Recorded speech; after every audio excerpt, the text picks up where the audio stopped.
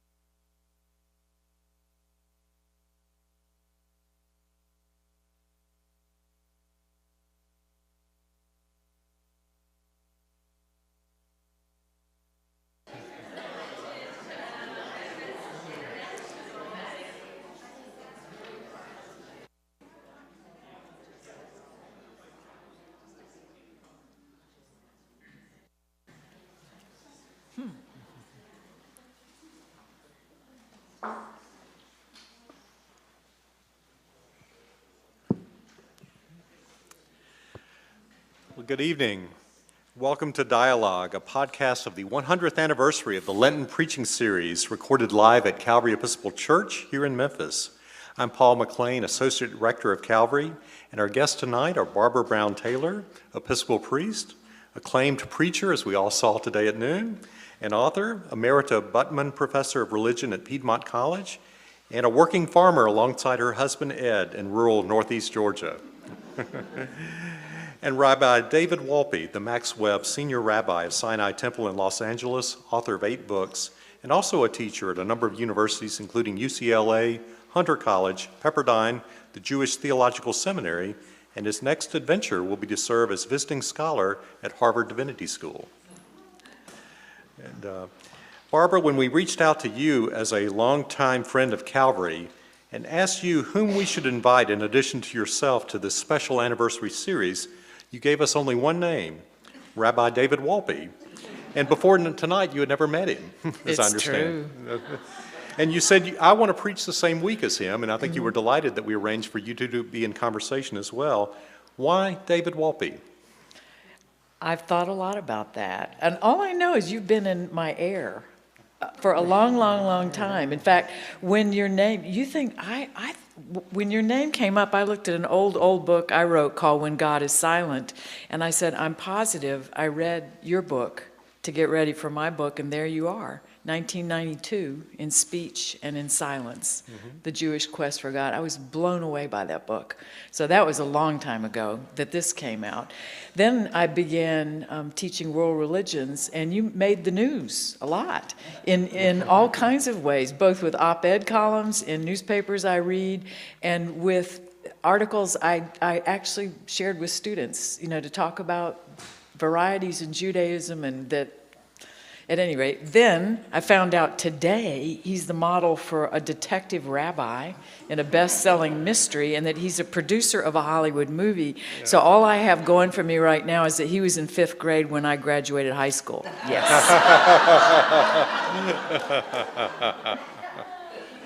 So, to be fair, not a producer, but what happened was, okay, this is what it is to be a rabbi in Los Angeles. Let me explain.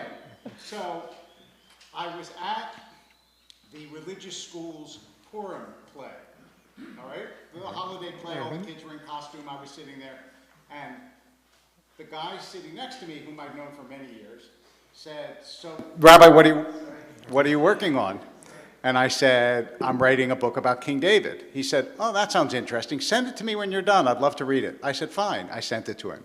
Literally, this is what happened. 3 weeks later, he called me, and he said, you know that book about King David you sent me? I said, yes. He goes, I sold it to Warner Brothers. I said, you did what? He said, I sold it to Warner Brothers. They're going to make a movie. So that was years ago. They still have not made a movie.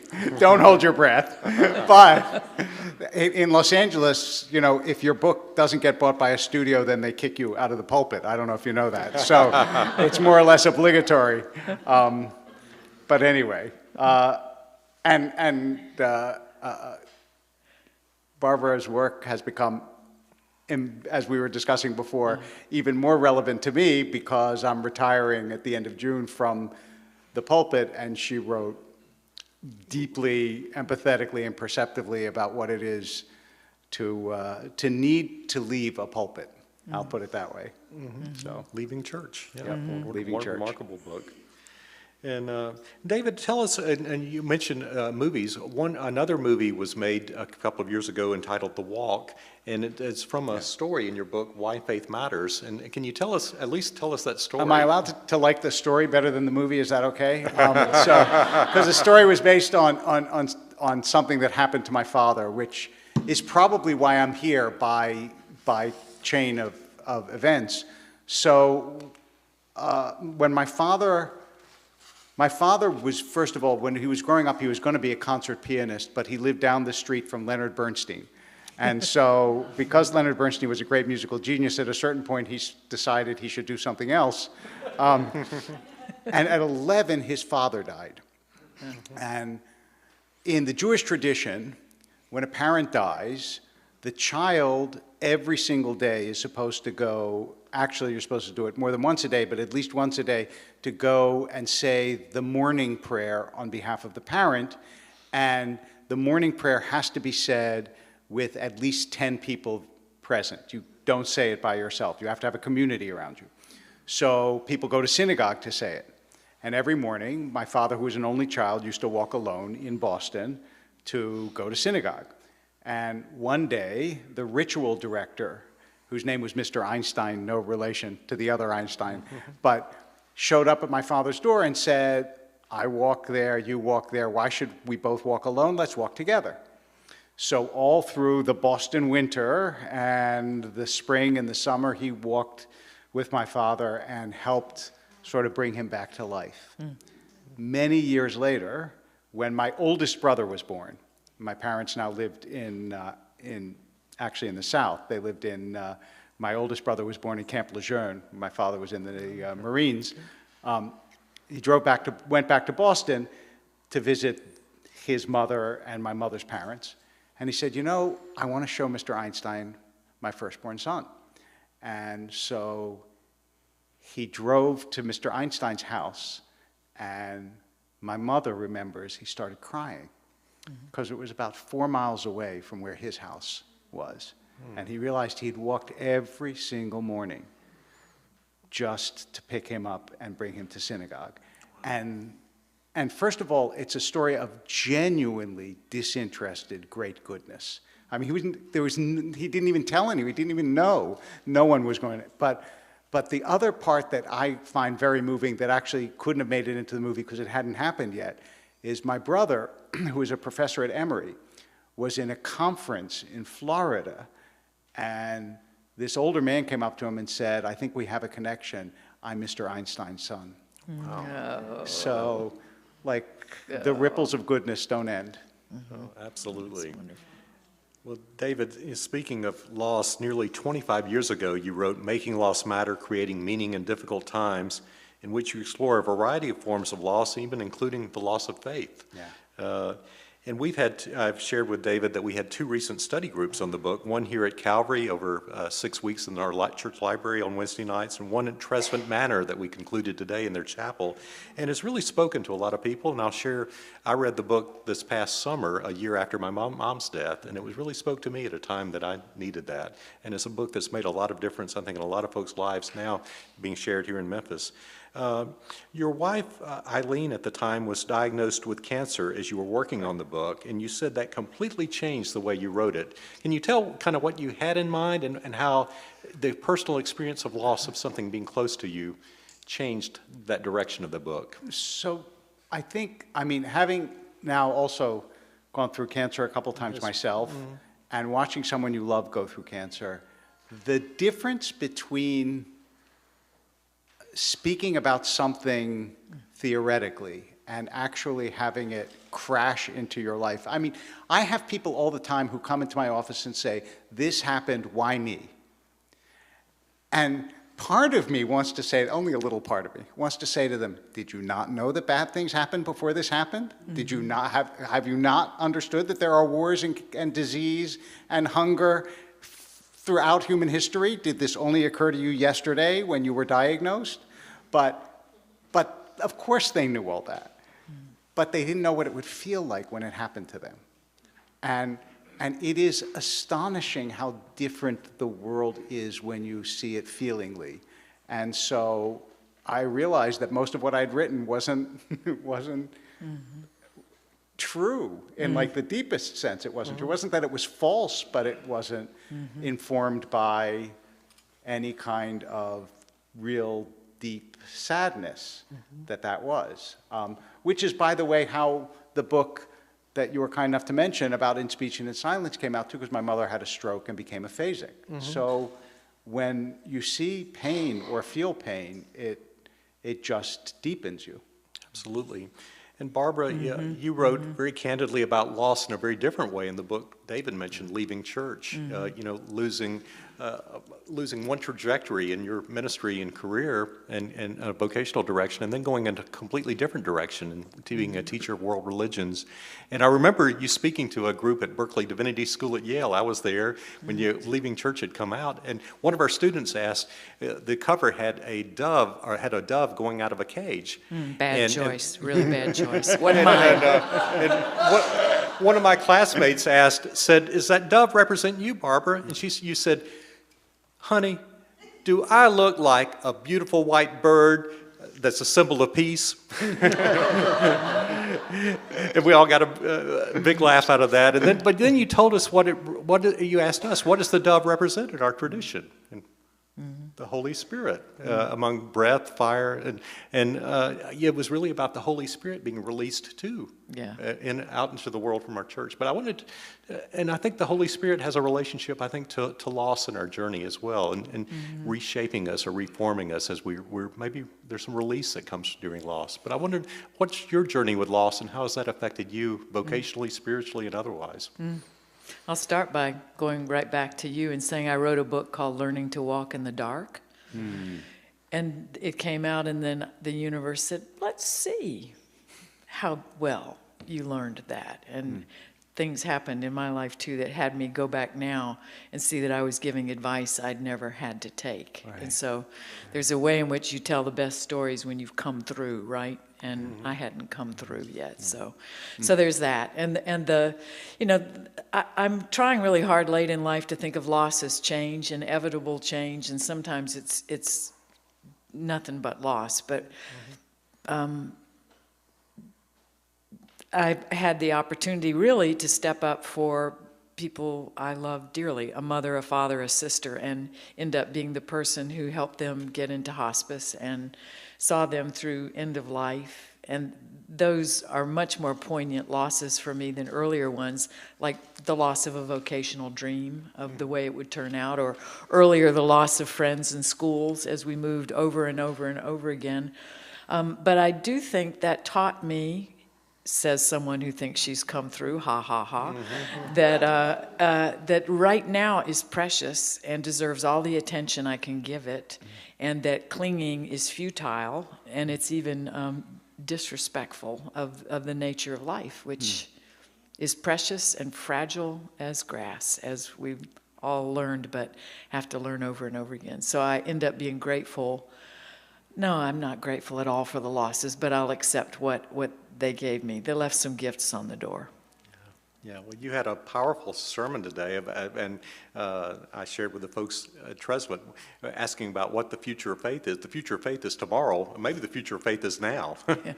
And it really resonated with us. And, the theme that we gave you both for the series is the future of faith that we gave all our speakers. And we wanted this 100th anniversary to be forward-looking, not entirely backward-looking. And in my own journey and the journeys of parishioners I've talked to recently, it seems that simply knowing about God, and as Barbara told us today, we use a lot of words to try to do that, is an inadequate future. It just doesn't resonate. More of us are wanting to know God and be known by God intimately. And I'm sensing more openness and longing for mystical encounters with God, mysticism really connected with service and compassion. And Barbara, I loved what how your friend Judy described God in Holy Envy. Spirituality is the active pursuit of the God you didn't make up. And I think so many times we do try to make up God. Are you feeling that longing for deeper connection with God too in your own life? And are you encountering that with others? And how are you encountering and being encountered by God in your own prayer life and spiritual and vocational journey? It's actually, this has to do with a question you may still have in store, which is how has learning about Judaism made me a better Christian? Well, let's go to there. Well, Nefesh, the whole idea of embodied spirituality. Because I'm Christian, I've been taught that Judeo-Christian tradition has got something missing in the middle, which is Greek. So that there's a way in which Greek duality made it into the New Testament, and I had a lot of palate cleansing to do from that. So the connection to God I seek is embodied, because I'm an Episcopalian. It's sacramental. I've been taught from day one that you approach God through bread and wine and oil and water and the laying on of hands and meals and blessings. And but my learning of Jewish teachings was like, I always knew this was somewhere in here. So I live on a farm now, and that gives me more God in a day than I can do much with. So I just every night apologize for having missed 90% of what was given to me. And we'll circle back on that other question. I've got more. Sure. David, what is your sense of people longing to know God rather than know about God? And also, as Barbara expressed in her sermon, we've become a very wordy people. The church is very wordy, but the whole society is so wordy. Yes. She disclosed how many self-published books there are, how many blogs there are. It was mind-boggling. Yeah. And how I talked with a retiree recently who said, we've all become triage artists. In terms of, and this is a retiree saying, and sorting through the material, what's important, what's not. How are you finding God in the midst of that? So I have a prejudice for words, because I mean, think about the Jewish tradition and the Christian tradition. When you go into a synagogue, what you look at is a book, because Judaism is a tradition of words. Because we don't have a perfect life, we have a sacred book. Having said that, what you're saying is absolutely the case, which is people are also tired of the avalanche of words. And I think the way that I would describe it is, we talked about my niece is a rabbi, and she's not the same kind of rabbi that I am. She doesn't get up in front of hundreds of people and give a speech. She sings, she chants, she does more direct in nature. She brings her congregation out to nature, not to a large building like my congregation. And I think all of those things are partly, for at least the Jewish community, they're partly sociological. It's almost like we had to prove that we could have large synagogues because there were all these large churches, and we wanted to show we belong too. Really. But that's not the issue anymore. Now the question is, so we have a nice big building, but how do we connect to God? And I think that for almost all of us, community's really important, but so is, I mean, I believe that on a farm you encounter God more than you do in the concrete. So I think there is a return to the natural, the mystical, the musical, the things that are not fixed in religious life. Absolutely. And you know, as both of you are gifted writers, and as writers and wordsmiths, with this call that Barbara seemed to be issuing today, and I think you are too, for maybe we are too wordy, but how do you as wordsmiths exercise precision, become more concise? We have several folks who are involved in our series who are poets who do a wonderful job of that, who are so creative in that. But for those of us who probably prefer prose, do we all need to become Hemingway? What do you think, Barbara? And how does all this overload of words can affect your writing? How about not writing another book? Okay. That could be my contribution. Is Right. a little. In some ways, it has made language more precious to me. So, even when I was teaching, found myself requiring 500-word essays instead of 5 pages of things. And I have received more and more books of poetry that are almost haiku. So I guess the people I continue to love, the books get shorter, but the language gets richer. Not dense, rich. Just every word is loved into being on the page. And that seems to me like a helpful consequence of so much words. But that was, the other part of the sermon was just about big's not always better and fancy's not always better than plain. So I think language can take all kinds of forms than one more book in print. Yeah, I love what you used about the spice that we can bring to our language and seasoning. David, what about you as a writer? How does For about over 30 years, I've written a column once a week that is always 200 words or less. See? So, Yeah. and you just keep whittling away and whittling away. And my sermons have actually over the years gotten shorter. They were never really long, but now almost always under 10 minutes. Not tomorrow. But it won't be much more than that. It won't be much more than that. But I mean, you fly all the way from Los Angeles, you can't do it for 10 minutes. I mean, it's just not. And that's because I do think that, in part, our attention spans have been truncated by not just by the fact that social media is always urging us to pay attention, but also by the volume of things, as you said, that are also worthy things to see. I mean, there on YouTube is like you can look for 100 years ago and see someone reading. You can see Yeats reading his own poetry. That's pretty cool, So with that, if you're going to make a claim on people's attention, I think that you have to do it thinking that you have something worth saying and not overindulging your stay, Right.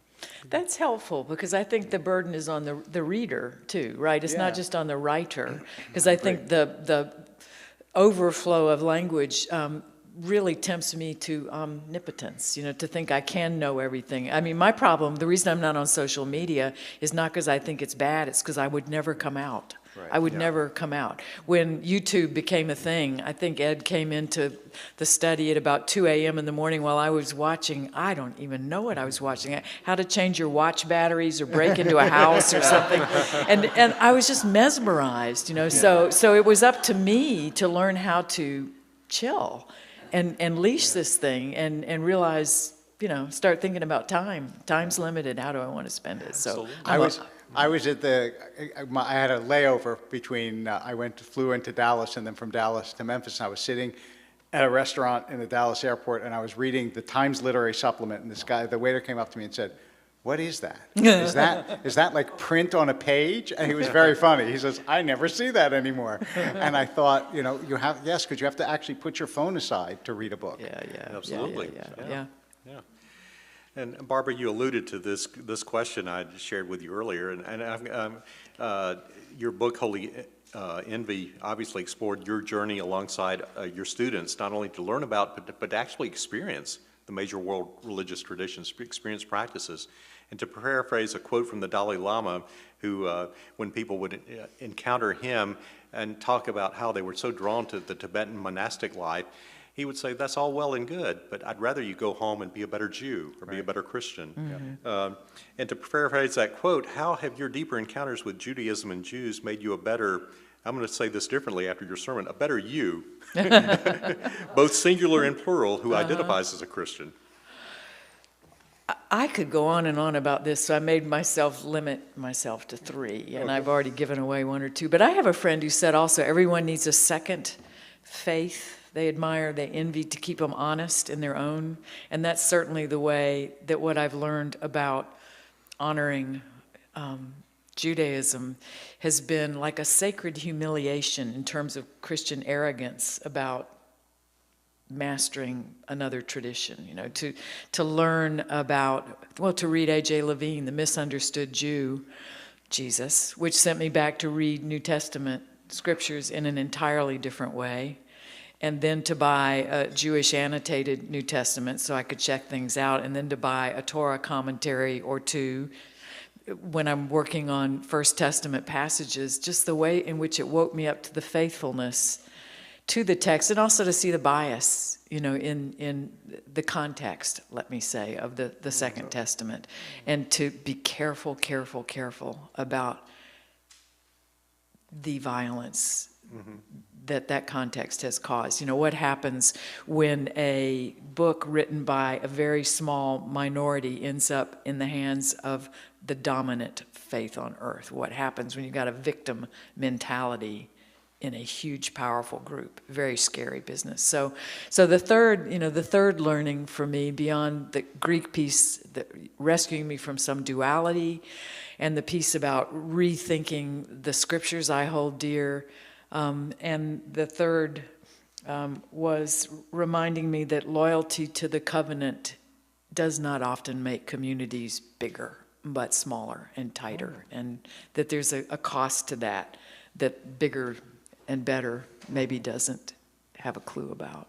So I don't know how that sounds to you. That sounds, I am very grateful to hear you say all that. I think, by the way, because my first response to this is going to talk about this, the hostility between Jews and Christians, one of the ways to think about this is it was a family quarrel. Mm-hmm. It was a family quarrel that then got put into sacred scripture. That's right. And family quarrels are always ugly. They're always ugly. Mm-hmm. And the problem is that then it got outside the family, and so people didn't understand that it was a family quarrel. And so this goes to the first thing that like I think the Christian community should hear, but it wasn't my experience, it was my teacher's experience. I had a teacher, he was a wonderful, wonderful man, very learned. His name was Eliezer Slomovic, and he was in a labor camp in Eastern Europe, and he had a very difficult life, and he came to the United States, and he was teaching at what was then called the University of Judaism in Los Angeles. And they were having an interfaith conference in Berkeley, and the president of the university asked him to go, and he said, no, I'm not going to an interfaith conference. He said, why not? And this was the gentlest, sweetest man you could imagine. He goes, when I grew up, we were taught that when you walk in front of a church, you spit because they all want to kill you. That's what they want. They want to kill you, and so you don't have any, and the president said, you're in America now, I want you to go. So he went, because the president of the university told him to go. The pastor who opened the meal, that opened the conference, said, I am now going to begin this meal the way our Lord Jesus Christ would have begun the meal. Baruch atah Adonai Eloheinu melech haolam hamotzi lechem min haaretz. And he said the Hebrew prayer for bread, at which point Eliezer started to cry. Because he couldn't imagine a world in which that could happen. And I think that the first thing we have to do is realize how different the world is that we live in, thank God, from any of the world that our ancestors lived in, where I wouldn't be talking to you in a church. So the first thing that I think I've learned from Christianity is that you should never assume that things can't change and people can't change. No matter how, I mean, it's just, It's not true. I mean, I remember the day before the Soviet Union collapsed, nobody thought the Soviet Union would collapse. We thought it would be there forever, and all of a sudden, the next day, it was gone. It was like unbelievable. Now, it has its own problems, but just, I mean, you learn that there are, like, the human capacity to be different is remarkable, which is one of the reasons, by the way, why it's also constitutional. Every time someone says that democracy is doomed or America is doomed or we've never been so polarized or things are worse than they've ever been, I always think, no, not at all. Remember the Civil War? Remember the 60s? I mean, it's like we really do have we have a remarkable capacity to change and to forget. Now, let me just say one thing that I think Christianity, I'm incredibly grateful for the Christian presence as a Jew, is, I know this might sound strange to you, it sounds strange to many Christians, but Judaism, in America in particular, has become not God-centered. And the people who talk most about God in the Jewish community are Christians who've converted to Judaism. And that's because what Judaism has become is peoplehood, Israel, anti-Semitism, in other words, communal concerns, and the faith question is really, really on the back burner. And I always say to my congregation, like, guys, we're the ones who introduced this idea to the world. Why don't we talk about it more? You know, but we don't. We don't. If I get in front of a congregation and I say, this is how we might think of thinking about God, I won't get half the attention that I will get if I say, let me tell you what's going on with anti-Semitism. Mm-hmm. Because people's fear, our fear trigger is much, much stronger than our faith trigger. And so the Christian world's emphasis on God is a great boon to the Jewish tradition these days. That's something I've learned, yeah. I did not know that. And one of our Christian mystics that we love in the Episcopal tradition, Evelyn Underhill, once spoke to a group of clergy in England, and she started her address, said, the most interesting thing about religion is God.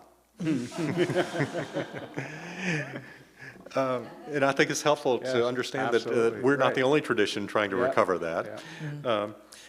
David, one of your most recent books is about your namesake, David, and we talked about the movie rights a minute ago, and he's probably the most complex figure in the Bible.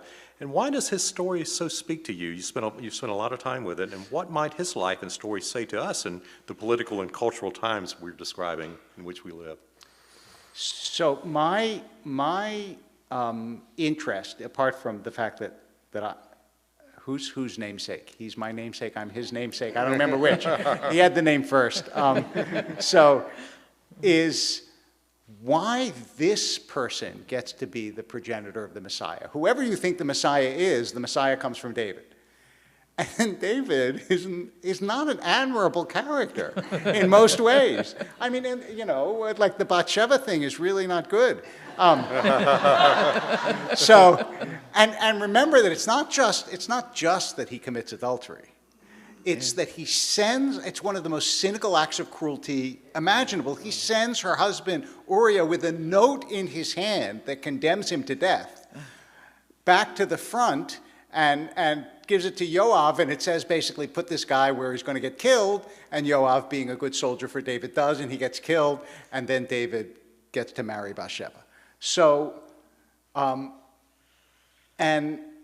really wanted to explore why, and I come to a somewhat different conclusion, I think. It's not a conclusion, a suggestion. A lot of people say because David was faithful to God, he was never an idolater like most of the kings of Israel were at one time or another, which is certainly true. The fact that he did what is called in Hebrew tshuva, repentance. Because remember, when Nathan comes to him and says, you are the man, he doesn't do what every other ancient king would have done, which is just take Nathan out back and cut off his head. So there's that. But at the end of the book, I talk about the fact that David is the most complete human being. imaginable. What does it mean that David's after God's own heart? And by complete, I mean complete. I don't mean good. I mean, he's a father, he's a son, and he's portrayed in all these ways as a sibling, as a poet, as a musician, as by the way, something very rare in ancient times, a man who listens to women. Because Abigail gives the longest speech of a woman in the Hebrew Bible, and David doesn't interrupt her. It's and then he changes his behavior based on what she says. And he writes psalms, but he also is a warrior. He also is a leader in battle. He is also a leader of men. He is also a sinner. He's also a penitent. I mean, he's everything, everything. So if the Messiah, in some sense, is supposed to be the summation of what human beings are, then it makes sense that you would come from David as opposed to a partial character, someone who doesn't know darkness, who doesn't know the shadow side. David is really a full human being. And the book is short. It's just like 200. Sorry. So it was Yale University Press put out a series of brief lives, Jewish lives that are brief lives, so I did the David one. Anyway, but David is an endlessly fascinating character, and in the Hebrew Bible, we know more about him than anyone else by far. So. Yeah. Barbara, what's your take on King David, or what other characters from the Bible and other faith traditions have been touched on for you? Yeah, I'm going to call David covered, okay? Covered. Read the book. So I've always been drawn to the bit players, the people way out on the edges of the story. When the camera is focused there, I want to know what's going on over there. And I'm especially, another thing I envy about Judaism is the teachings is the concept of righteous Gentiles, that you can offer blessings to those who do not belong to your tradition. And it's interesting to me how quick, we are to baptize those who come and deliver their blessings and leave. Many of you have only to think of the three wise men or the Magi, who show up in Christmas pageants, and nobody mentions they were Persian, priests who came and gave their gifts. And if you read the translation of the Greek, they didn't worship Jesus, they honored him. And then they went back home and resumed being Magi. And I love that. As much as I love Melchizedek, who comes out of nowhere in Genesis 14 and brings bread and wine and a blessing to Abram, before the news is out that God's name is I am. So I have a penchant for the blessing of these sacred texts on outsiders who come and deliver their blessings and are wished well on their way, with no effort to say that there's only this way, but thank you, and go back to where you came from and tell the story. And there's a lot more of that in our text than we think there is. That's beautiful. If we look. That's very beautiful. Barbara, where all are you finding and seeing light, love, and hope these days? Ed Taylor, my husband, who's sitting right there. And he is my pal day and night. So truly, it is a long companionship with him that has enriched all those nouns you just pulled out. But I will say that every day, again, brings more things to wonder and be curious about and grieve over and love and hold up and say a blessing over. And there is something about aging that makes one more aware of that there's no shortage. There's only the shortage of my attention and my time to do it. So it would be a harder question to say, where do I not find those things? Okay. That's good. David, what about you? Where are you seeing light, love, and hope? Well, here. But apart from being here, which is really true, I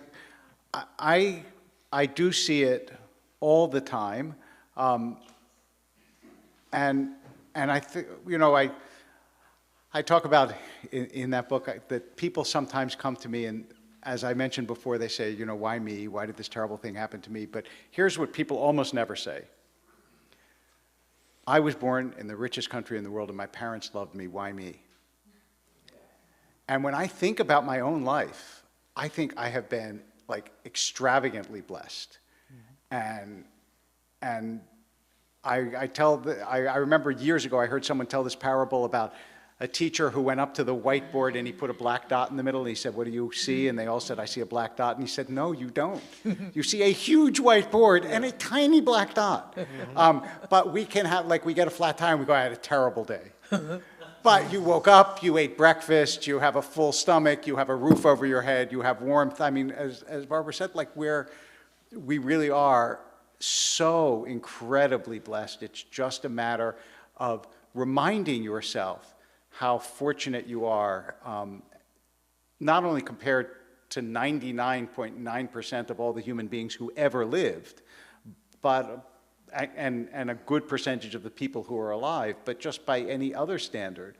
We're just so lucky and so blessed, and that doesn't make me feel guilty, but it makes me feel responsible. It does. And it's, I think I love that example of the white paper, and I've seen that done in appreciative inquiry exercises where to really look at what's working, what do we appreciate within a system, within our world. And I think that's important to take time to do that, and obviously gratitude is a big part of all our faith traditions. Also, I just want to say, like, because I was just telling someone this story, my daughter, who's getting her PhD in autism, and I said to her once, when she was already working with teenagers, I said, like, "Why are you doing this? It seems so difficult to me to work with these kids." And she said, well, and she was in high school, so she was among girls, and girls are mean in high school. I don't know if you know this, but she said, like, in contrast to my experience in high school, like, there's no malice in any of these kids. They may hurt people, but they don't mean to. And I said to her, "What do you think they're missing?" And she said, "Oh, Dad, they're not missing anything." And I thought, that's that spirit, like that belief that goodness is, in fact, what we're intended to be, makes me think, like, we'll get past the other stuff. Absolutely. That gives us hope. Yeah. Absolutely. Well, Barbara, tell us what's the next chapter for you in your vocational, spiritual, farming, otherwise journey? I'm a woman of a certain age.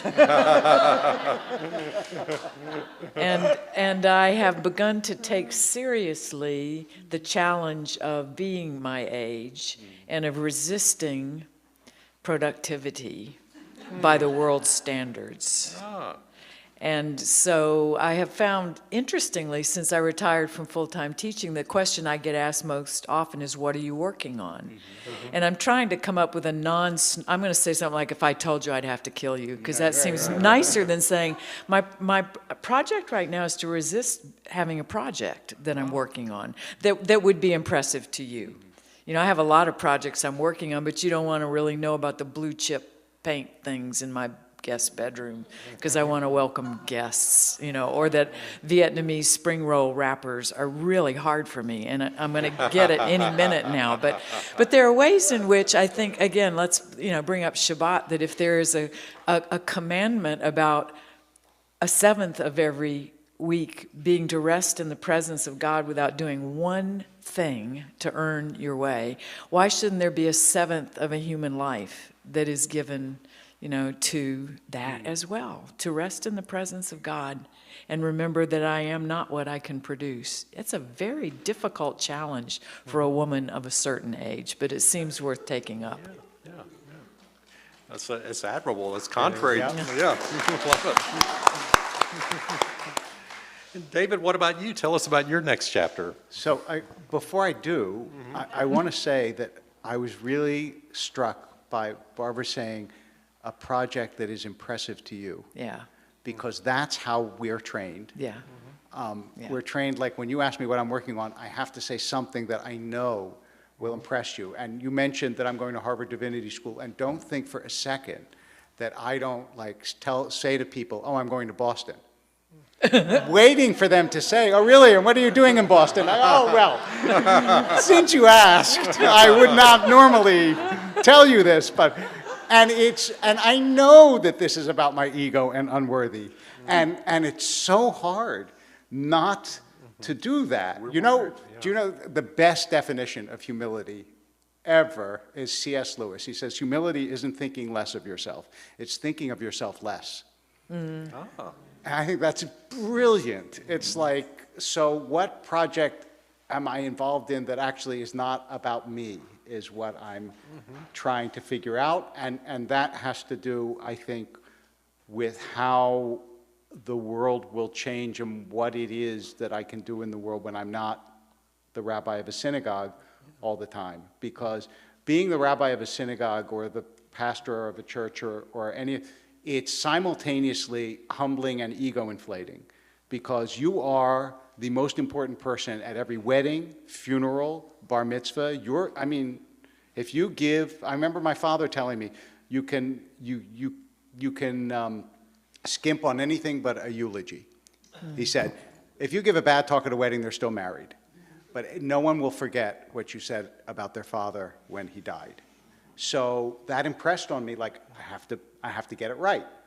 And once you let that go and you recognize that all that stuff actually isn't really about you, it changes, but that takes a lot of work and a lot of time. So I don't know what my next project is, basically. But I mean, there's stuff I want to write and there's stuff I want to do, but the deeper, more important project, we'll see. Well, thank you both for being very candid about that and taking us into a different way of framing that whole question. I think we so often ask people, what do you do? And one of our speakers, Omid Safi, challenged us, ask people, how's your heart today? Oh, I love that. Isn't that great? We're at almost 7 o'clock now, and I think what we'd like to do is turn it over to some of you to ask questions. And Heidi, I think, and Catherine or Robin will have a microphone. So please wait if you'd like to raise your hand and to ask a question.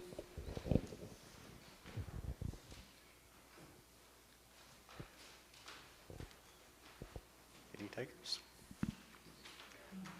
Remember that the first question is the hardest.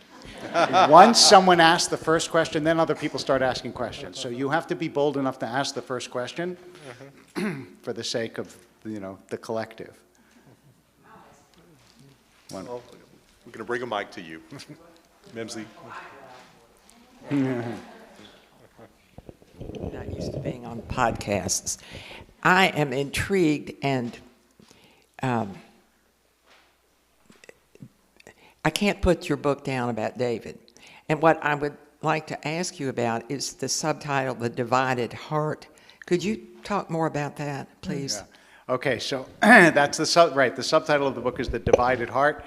And someone who's very close to me as they were reading the manuscript kept writing, is this about you? Is this about you? I think that what you see in, the Bible, like everything else, is a mirror. And what you see in there is, in part, who you are. And the characters you're drawn to are generally the characters who, and because I feel that in the world in lots of ways, I see in David that what I said before, that on the one hand, he really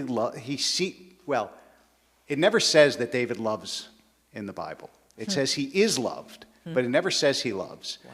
But he's shattered when he loses his son Avshalom, and he clearly evokes love from people, and he knows how to be a king, but at the same time submits himself at first to Saul. But there's I guess it's what I was saying before, there's no piece of the heart that David doesn't seem to have, and he doesn't feel to me like a perfectly integrated character. Like Moses, you know what Moses is going to be and what he's going to do. And Moses at every moment will take the path of justice and of defending Israel. But David surprises you, really surprises you. David pretends to be loyal to the Philistine. David is like, he's duplicitous, he's faithful at the same time, he's poetic and he's brutal, he's divided. And I think it's very, very hard to have fullness of heart, and I identify with his not having it. Would you like to say more about why we call Jesus the Son of David? Well, you call Jesus the Son of David because the lineage in the New Testament goes from David to Jesus in 10 generations. But I must say, of all the people sitting up here, I might be the least likely to pronounce on Jesus. So I don't know about that. I'm going to toss that one over to. So look, I wrote. For those of you who are interested, I'm sure you can find it online somewhere. The only thing I ever really wrote about Jesus was I wrote an article about why Jews don't believe Jesus was the Son of God. So if you want to hear that, I can tell you. But if you want a read of Jesus' life and why Jesus would be identified with David, I would turn it over to my colleagues. Pass. Paul, you want to do that? I will tell you, just as, like murder mystery, it's really interesting to look at Jesus' brother James and to see how, because he was not a disciple. He's not the disciple named James, but he's in the lineage. And that causes all kinds of problems, for some people. But when, part of the importance was perhaps this was a real deep wish to get Rome the hell out of there. Right. And to be the Messiah who would bring things back. And so Son of David becomes hugely important to undergird that hope that then passes to James at Jesus' death. So that's, murder mystery kind of stuff, but extremely interesting when you think about all that means. And now I've got a whole new reason, to want to talk to people about Jesus' divided heart. I really want to start that conversation with somebody. That'd be great. Yeah. That's great. I taught a class once called, the title was, What is a Scoundrel Like David Doing in Jesus' Genealogy? It's a great, yeah. What is a scoundrel like David doing in Jesus' genealogy? Yeah. Well, what's interesting, too, is that the genealogy of David that Jesus shares, that Ruth the Moabite, Tamar. Right, yeah, exactly. A lot of Gentiles, but a lot of stories that you would not expect The Messiah comes out of adultery and incest. Yes. Which is a very powerful lesson for us all. Yes. Yes. Yeah. Other questions or thoughts?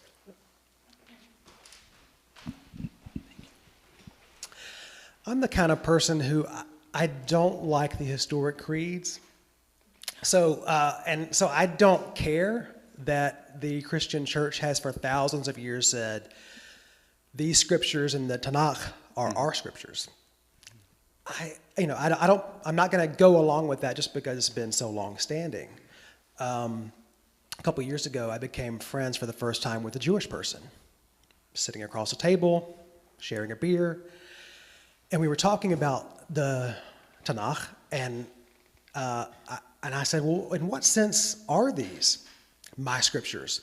And my friend said, they're not. Mm-hmm. But I need them, and they are a part of my, even though I don't receive it as authoritative top-down, canonization and all of that. For Christians, they are utterly important. As someone who is working in ecology, they are still so much like untapped even for their potential. So in what sense are the Jewish scriptures my scriptures? If they are. I'll go first only to tell you, I remember being at a Friday night Shabbat table with someone who was visiting from South Africa, a Jew who said, why do you read our book? Why do you preach on our book? And it wasn't it was just a bafflement on this person's part, because they were asking the same kind of thing that you were asking your friend. So, want to talk about this? Well, you're in a better position to answer his question. It's just a great question, isn't it? And there have been Christian movements that tried to eliminate. Oh well, yeah, the and Hebrew that's Bible. sure, and only choose one gospel, right. and get every reference to Jesus' right. Judaism out of that, right. if at all possible. And I love it that failed. So, I mean, the only thing that I would say to you is that, and I'm in no position to say this because I'm not a Christian, but it seems to me that Christianity is enriched by it, so why not? My soul, the only Christian group that I have in this space any trouble with are the group that call themselves Jews for Jesus, because for thousands of years, to be for Jesus means you're a Christian. And to say you're a Jew for Jesus is basically, to me, a marketing scam. It's like, oh, all these Jews, you can still be a Jew and believe in Jesus, when in fact you never could. That was the whole point of Jesus, was there were two different traditions. But Jesus's Jewish background clearly informs both what he taught and what Christianity is and became, even though it became a separate faith. So if it nourishes you, I think that's great. Thank you. Other questions?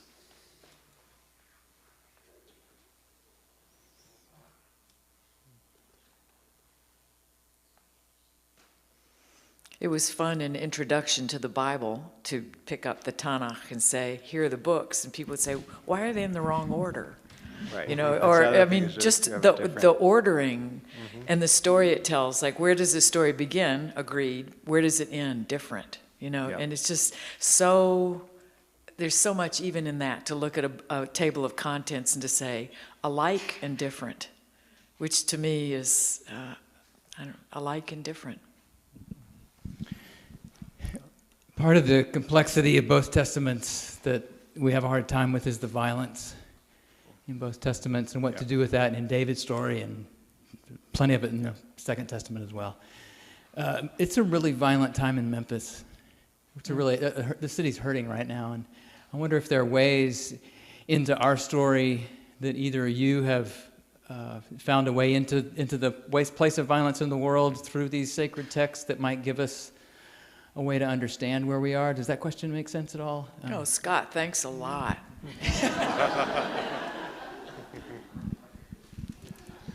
I mean, yeah, it's, so the Hebrew Bible has some really savage parts, which, among other things, by the way, reminds us how savage human beings have been. And one of the things that it also, in a way, gives us some hope for is, this is like what Steven Pinker writes about a lot, the most violent city in the world right now is not a quarter as violent as medieval London or medieval Paris or medieval any other city.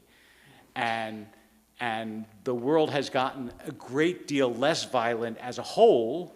Obviously our capacity for violence, nuclear weapons and so on, has grown enormously, but we have actually gotten less violent over time, and I think of that, I mean, I think of these as different stages of humanity, and there were always people who tried to lead us out of it, but I don't think, as the psychologists say, the only way out is through, and I don't think we could get to a better place without recognizing and labeling and feeling the violence that has preceded it.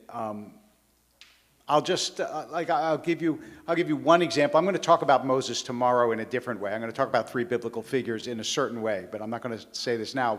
But I will just remind you that when Moses comes out of Pharaoh's palace, before he becomes chosen as a leader, before God comes to him at the burning bush, he has 3 experiences.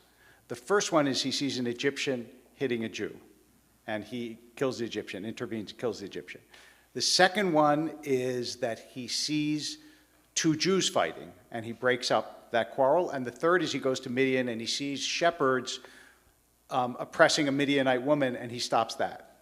So Moses already lets you know, I don't accept violence between a non-Jew and a Jew, between 2 Jews, or between 2 non-Jews. And that's the prelude to his becoming Moses. Mm-hmm. So there are those sort of shafts of light in the midst of the darkness. Never thought of that before.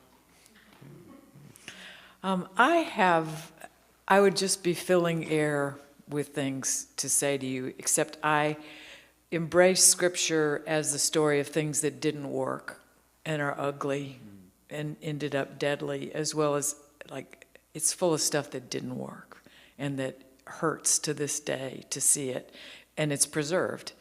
And I read Scripture as a book written by people who were about their experience with the divine. So I also read us into every word, even when we're saying God saith. So I used to tell Religion 101 students I wish they would take Psychology 101 first and then come to Religion 101 so that they could parse the ways ego, self-preservation, the choice between fear and faith gets wrapped into our religious proclamations and defenses and et cetera. So I'm, I believe we have violence because of persistent, deadly inequality, injustice, and fear, and that's not going to go away, but we do have the capacity to change. So maybe in that somewhere there is an ability to deal with all that in a way that shows we have evolved. I do want to, as a coda to this, before I talk about how people can be good, I'd now like to say the reverse. I always used to say, I did all these debates with atheists, with Hitchens and with Harris. I can't believe you did that. And Dawkins. I had a great time. I learned a lot. These were very, very, anyway, and they always used to say all this bad stuff. Religion makes people do this bad stuff. And I said, anybody who thinks that people are basically good has never visited a playground. Really? Because so true. What happens when the new kid comes on the playground? Do the other kids go, oh, look, a new child. Let us share our toys with him. No, they say, get the new kid, because we do have evolutionarily this trigger where we distrust the other. Yeah. We just do.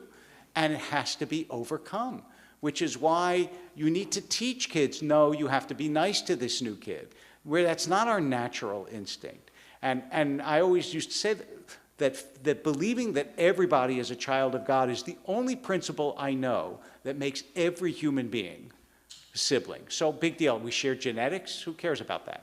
But if you believe that actually you're my brother or sister because God is our parent, then I have like a real theoretical basis to treat you kindly. We have time for one more question. Anyone else?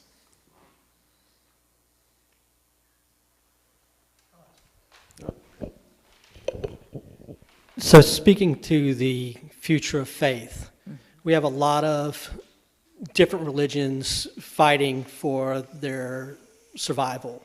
We have, Muslims against Christians. We have Christians against Muslims. We have a lot of people against Jews because they got to round us up every 80 years or so.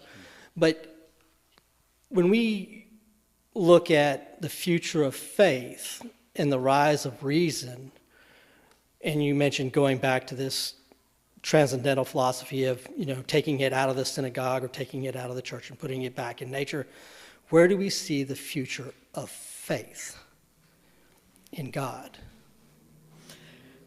I don't mean to put you on the spot, but for me, that's always an incomplete sentence. Faith that God will do what?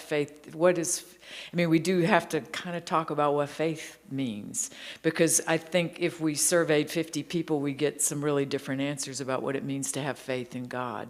So I'll yield to my other discussion partners here, but I've just got a big question mark about what it means to have faith. To me, it means to trust the holy, to trust the sacred, that what, so. I think first of all, I could leave it there because that says it beautifully, but I also think we're about to, unless very smart people are very wrong, and it doesn't seem like they are, the world is about to change dramatically with AI, with artificial intelligence in ways that we can barely begin to imagine.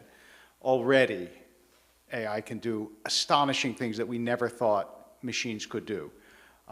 And so I think there's going to be challenges to faith that we can't anticipate, and openings inside of faith and ways of thinking about faith that we can't begin to anticipate.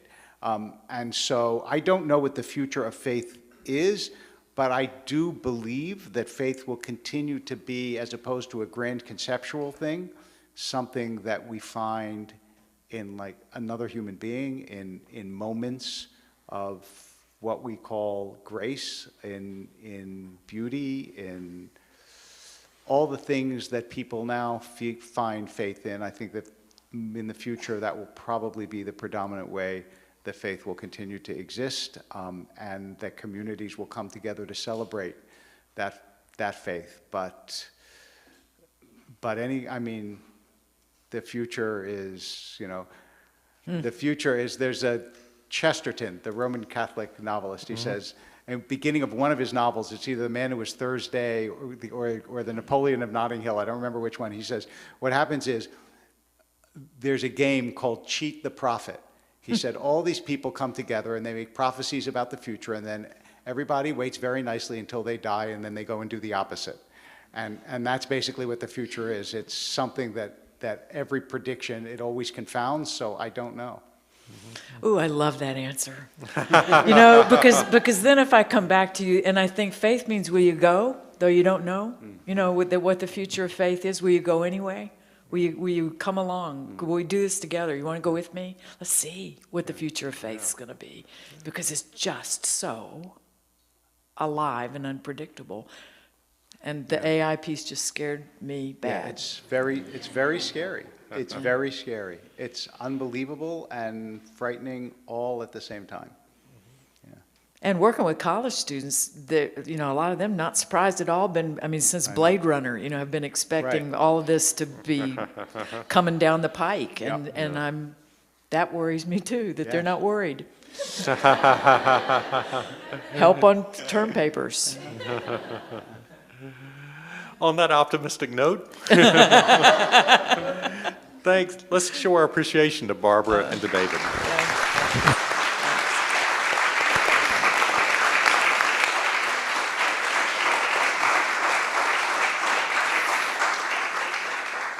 A reminder that David will be in the pulpit tomorrow at 12:05. You don't want to miss that, along with a very special musical guest. And be sure to support our friends over here with Novels Pop-Up Store, with books by our two authors present here and others from our Lenten Preaching Series. And we're grateful for that.